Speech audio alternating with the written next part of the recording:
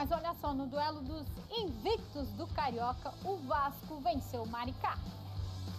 Esse foi o primeiro jogo entre Maricá e Vasco na história. E de cara já valia a liderança do Carioca.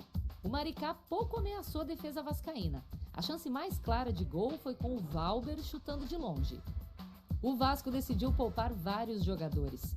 Dos titulares, só Léo Jardim e Verratti foram escalados.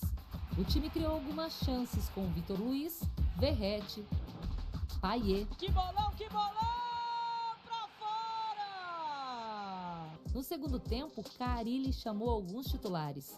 Entre eles, o lateral Paulo Henrique.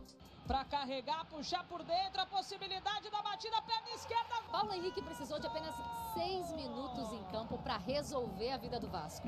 Marcou um belo gol que deu a vitória ao time, que agora chega a 6 jogos de invencibilidade. Os gols estão saindo, a finalização está vindo, a perna esquerda está se calibrando aos pouquinhos. Com a vitória, o Vasco subiu para a segunda colocação na tabela. O próximo confronto será no sábado, em Cariacica, diante do agora líder do campeonato, Volta Redonda. O Vasco venceu ontem, hein, Rafa? Segue invicto na temporada. São 6 jogos sob o comando do Fábio Carille e 3 vitórias como a de ontem. Exatamente, e vocês falavam há pouco sobre o fracasso de público nesse início do Campeonato Carioca. Ontem até que o público foi bom em São Januário, jogo 7 da noite, uma chuva tremenda aqui no Rio de Janeiro e pouco mais de 13.500 torcedores compareceram para acompanhar mais uma vitória, a terceira seguida, sob o comando do técnico Fábio Carille, como elenco principal, 1-0 para cima do Maricá. Até então a sensação do Campeonato Carioca, liderava a competição em 5 rodadas e agora é o terceiro colocado lá, o time da região dos Lagos, que é o estreante da primeira divisão do Campeonato Estadual do Rio de Janeiro. O gol marcado pelo Paulo Henrique, um golaço aos 24 minutos do segundo tempo, limpando 3 marcadores. Esse resultado acabou mantendo o Vasco na condição de único time invicto do campeonato e agora é o vice-líder com 12 pontos, está atrás do Volta Redonda, que é quem lidera o campeonato. E curiosamente, os dois times se enfrentam no próximo sábado às 4h30 da tarde, lá em Cariacica, no Espírito Santo, com promessa de casa lotada. O Vasco tem muita torcida no Brasil inteiro e no Espírito Santo não é diferente. Ontem, algumas estreias, como por exemplo, do Lucas Freitas, zagueiro que foi titular pelo lado esquerdo, e do Lucas Zuccarello, garoto da base, foi destaque na Copinha de 2025, entrou no segundo tempo, trocou passes com o Payet, não só passes, como também alguns cumprimentos em campo, e após o jogo, o técnico Fábio Carille falou sobre a partida em si e também sobre Dimitri Payet. 23 dias hoje de trabalho, 6º jogo do campeonato, dividindo o grupo, uns jogaram o primeiro jogo, outros não, e você vem numa sequência de quinta, domingo e quarta, e já tem sábado, né? Não é fácil, você quer dar conjunto, mas você tem que pensar na temporada, tem que pensar na saúde dos jogadores, né? Então não é laboratório, não, conheço a maioria desses jogadores, se não trabalhou comigo, acompanho, né? Que é o nosso trabalho de acompanhar, e tem muita coisa para melhorar. Muito feliz com esse início e sabendo que tem que melhorar com vitória é melhor ainda, né? Vai passando confiança para o grupo e a gente mostra que está no caminho certo, um grupo muito interessado todos os dias ali. É um jogador experiente que sabe cortar caminhos, né? Conversei com ele ali na parada técnica, falou que estava bem, né? Depois no final ali eu senti que ele caiu, mas tem um espírito guerreiro, a gente procurou fazer outras ali para potencializar ele. Provavelmente no sábado é difícil ter ele por ter jogado 90 minutos hoje, daqui 3 dias tem outro jogo, um cara indo para 37 anos, é isso? Né?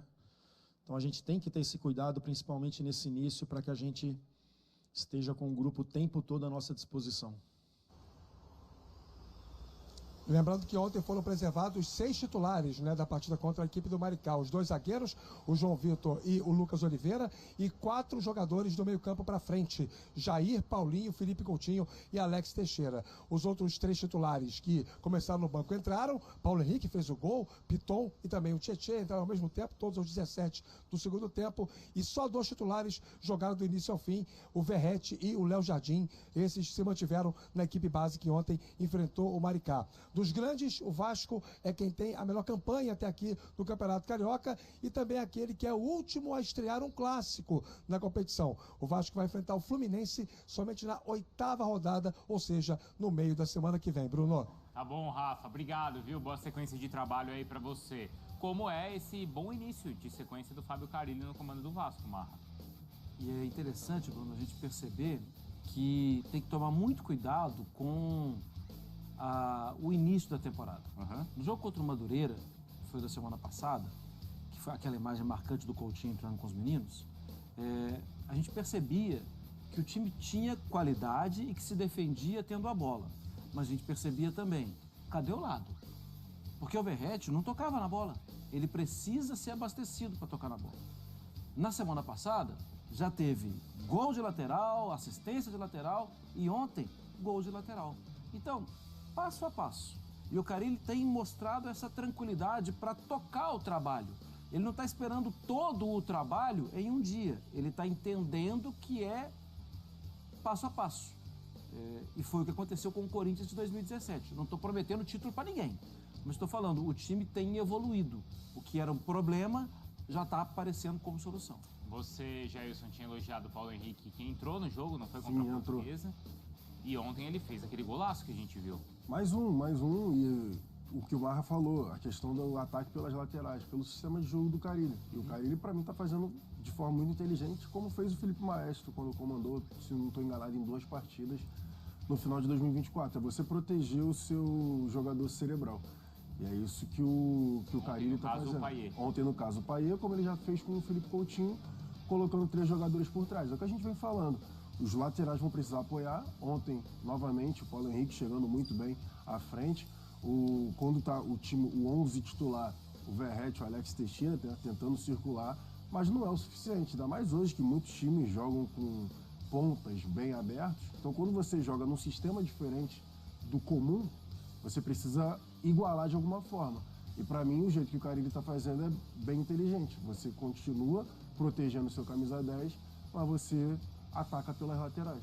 A gente pode, ou o torcedor, ele pode, assim, ficar animado com essa sequência, ou a gente ainda tem que equilibrar essa expectativa por conta do Campeonato Carioca ou do Campeonato Estadual? Tem que equilibrar. Tem que equilibrar.